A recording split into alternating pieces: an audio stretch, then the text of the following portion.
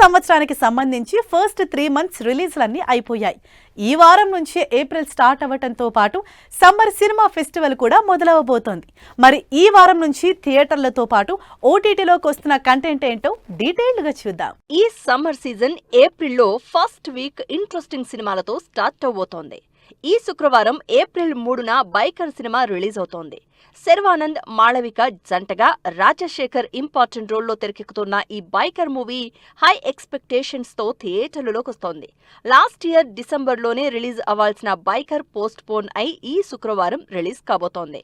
ఇప్పటికే ఫుల్ ప్రమోషన్లతో పాటు శర్వానంద్ మేకోవర్ వీడియోస్తో సినిమాపై ఫుల్ పాజిటివ్ బజ్ క్రియేట్ అయింది.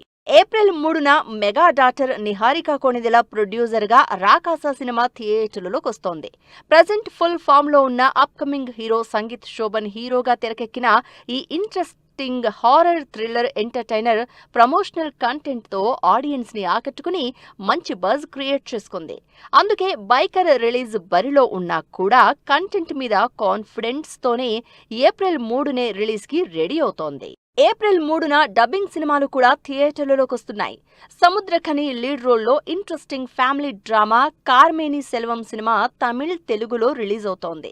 వీటితో పాటు శరవణన్ హీరోగా లీడర్ అనే powerful commercial action movie release అవుతోంది.